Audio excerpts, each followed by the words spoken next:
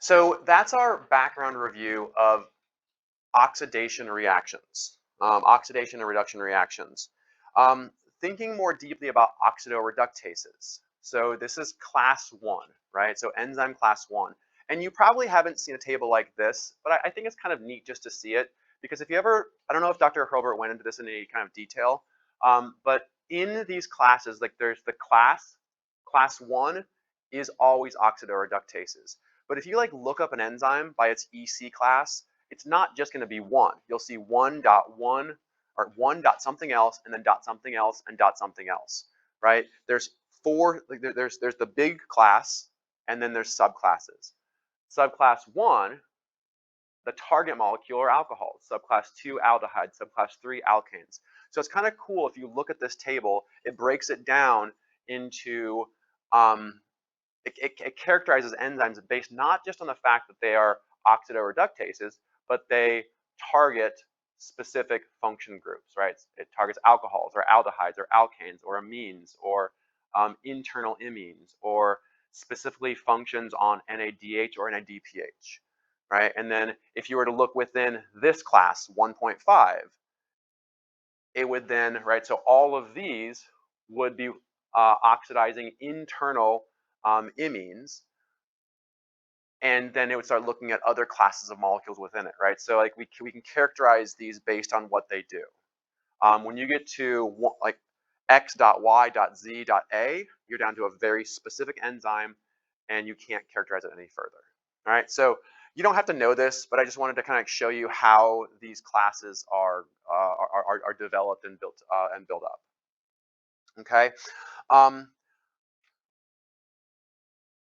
within the class of oxidoreductases, very, very, very commonly, they rely on cofactors or coenzymes. Very commonly. It's actually quite uncommon not to have some sort of a cofactor or coenzyme part of these reactions.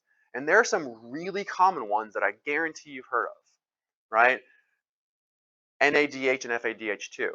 Very, very common organic-based redox cofactors. And we're going to see these over and over and over. Heme groups. I know for sure you've looked at heme groups because you looked at hemoglobin in Biochem 1, right, to understand allostery.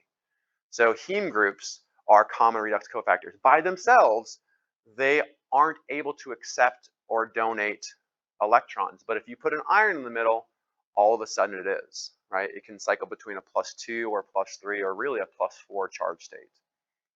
Okay? Iron sulfur clusters. You may have seen this a little bit. The idea is simple, is that you have iron atoms and sulfur atoms clustered together and then anchored into an active site of an enzyme, usually through cysteine side chains, sometimes through histidines, but usually through cysteines. So they're anchored in place. And the idea is that we have these iron and sulfur atoms within here, and the number of them and the positioning of them can kind of tune the reduction potentials. So based on how they're organized and the number of atoms in these clusters, they'll have different redox potentials, which is incredibly important in several of our electron transport chain complexes. Ubiquinone is one that you may have heard of. This is coenzyme Q.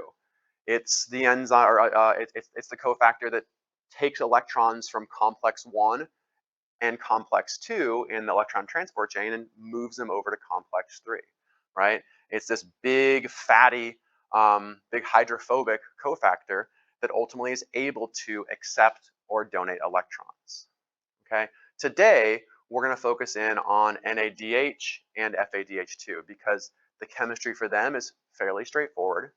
It's really just a matter of moving hydride ions, okay? What I want to stress here is that the only parts of these that really matter are up here. So this is the nicotinamide portion of NADH.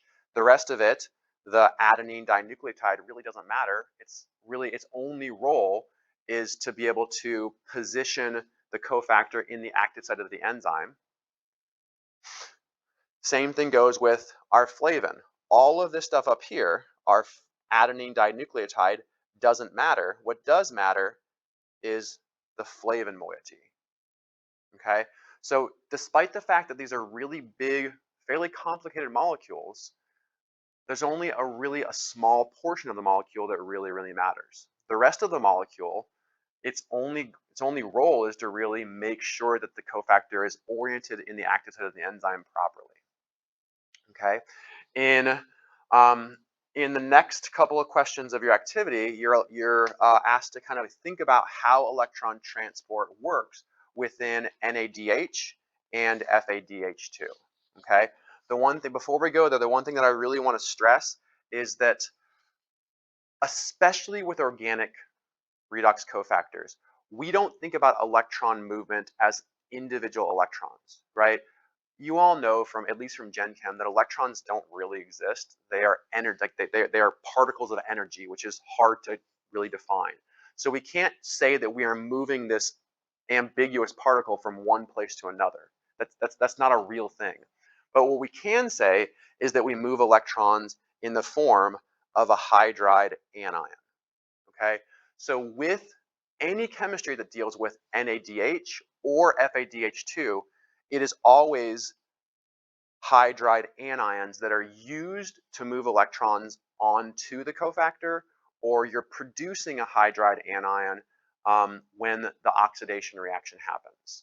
Okay, and I think that the question 2 shows that for NADH, and question 3 shows that for FADH2. The idea is simple. Hydride comes in, it is the source of the electrons, it attacks at a certain spot, electrons move through the cofactor, and then they ultimately are able to position themselves in a stable place on that cofactor. So have a look at that chemistry for NADH and FADH2.